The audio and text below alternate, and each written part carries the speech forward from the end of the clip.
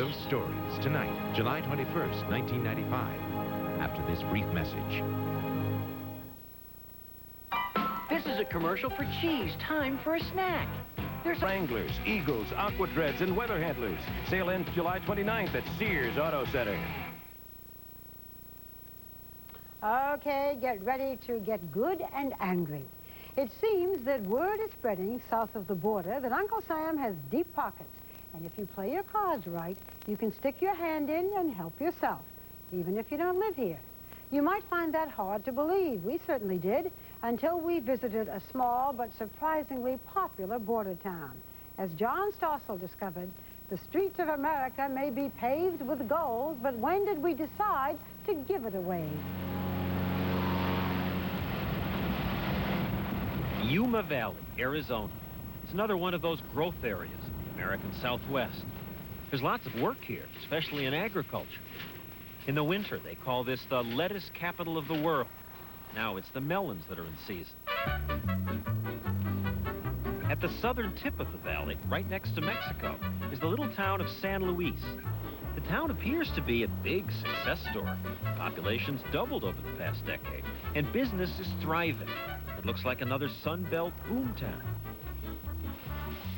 Yet there's something strange going on here in San Luis, because the town hasn't grown that much. There are still fewer than 2,000 homes. There are only 1,400 water hookups. Yet at the post office, there are more than 6,000 mailboxes. The post office is the busiest place in town. It's the one place around here you find traffic jams. Inside, people are elbow to elbow. Some say per square foot, this is the busiest post office in America. For a tiny town, they sure do sort a lot of mail. Things were so overcrowded at this post office that 7 years ago, they built these 2 huge trailers and filled them with mailboxes. They thought that would handle the load for years and years. But now, all these are already full. So private business started renting mailboxes too. Not just office supply stores where you'd expect to find mailboxes. In San Luis, you find them everywhere. In the toy store. Even inside the bakery, the walls are filled with mailboxes. As of today, the town has almost 10,000 mailboxes, and they're adding more all the time. Why? It's because, say local officials, San Luis has an addiction problem. That creates a form of slavery for the local, especially for the Mexican people. Former town mayor Elias Bermudez says people start with just one, but then they see how easy it is, how everyone's doing it. Today, he says he watches in shame as his countrymen succumb to this addiction that saps their strength. I mean, what does it do to these people? They truly lose their dignity. And we have seen locally a lot of people who have been accused and even placed in jail. The addiction in this case is not drugs or alcohol. It's money, government checks. That's why this post office is so busy. There's no home delivery here, and this is one of the days the checks are sent. Most everyone we met here had come to pick up checks for himself or friends. My mother and my family get the mail here. I get some money. Get some money? Money from Social Security, from the U.S. Department of Agriculture, from Arizona's Department of Economic Security. Economic Security? Yes. What's that? The pusher in this case is ultra-respectable. It's the government. A lot of money? Yes. Now, while these people have an American address in the form of a post office box, lots of them really live in Mexico. We watched as they went to the bank, cashed their checks, and then drove or walked back to the customs checkpoint into Mexico. Now, some call this illegal, welfare fraud, but it's not clear that all these people are breaking the law. A lot of people are saying, these are cheaters.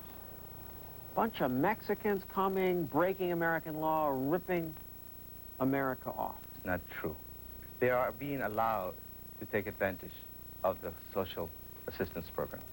The blame should be put where the blame should be, and that is in the availability and the government who allows this to happen. So they're not defrauding the government because it's legal. Yes, they follow all the guidelines, they fulfill all the requirements, and they get public assistance, even though they may not need it. Now, some benefits are perfectly legal. If a Mexican citizen has a green card to work in America but then gets laid off, he can legally collect unemployment. But for most other benefits, you must live in the United States. That's where the scams come in. It starts with the children. A family brings the kids across the border to enroll them in American public schools. Now, this is flatly illegal. The rules say to get a free education, you have to live in the district. No problem, says the county's former school superintendent, Jim Wambacher. Just rent an address. You can go over here and rent a trailer, and there's trailers all over Yuma Valley. And you can rent a trailer for $125. Then you go register your kids. And the kids supposedly live there, but they never live there. They just live in their real home in Mexico. And every school day, the kids walk across the border to school. It's become such a routine, they don't even hide it anymore. We didn't tape this with a hidden camera. A block from the border, the school bus picks the Mexicans up and takes them the rest of the way to school. That's how it starts, with school and the trailer. Then you start to get the paperwork that makes you eligible for help.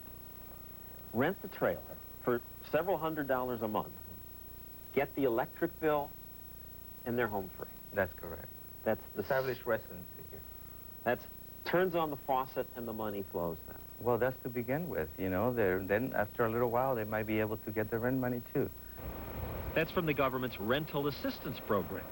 Even if you have a nice home in Mexico, if your income's low enough and you say you live in America, they'll give you a check to help with your rent. And then there's food stamps, free medical care from Medicaid, checks from the WIC program, that's for women with infant children, checks from AFDC for women with older kids, checks from Social Security for supplemental security income. And if you work part-time, there's the earned income tax credit and unemployment insurance. It all ends up in the post office box. County Supervisor Clyde Cumming. Sticks out like a sore thumb. When you have more post office boxes than you have people, and there's some boxes that have two families in a box, it does raise a flag, doesn't it? Is it just 2 families to a box? This man picked up checks for 5 people, all with different last names, and all of whom, he admits, live in Mexico. In San Luis alone, the checks total millions of dollars. I guess you could look at it as a form of foreign aid. I suppose one could call it that. We don't look at it that way. Elliot Hibbs speaks for Arizona's Department of Economic Security. From our agency perspective, what we look at is somebody eligible to receive benefits that are provided by law, and if they are, we pay those benefits. Now, whether they happen to take those back into Mexico or not, that's their business. Some people have 2 Social Security cards? Some have, yes, 2 Social Security cards. I work in Arizona, and I have my normal name. I work in California, I use my mother's last name. So when I go to California, I draw unemployment on Arizona. When I get through in California, I come back to Arizona. Works very smooth, very smooth. You think the American government is doing the right thing, giving all this money out? Well, I don't think so. I mean, it's just, what I need, that's all, I'm not asking for nothing else. Is the American government kind of stupid? Stupido? ¿Crees que el gobierno es estúpido por estar dando de dinero a la gente? I won't be able to tell you. We have created the programs over the years, and now people expect it.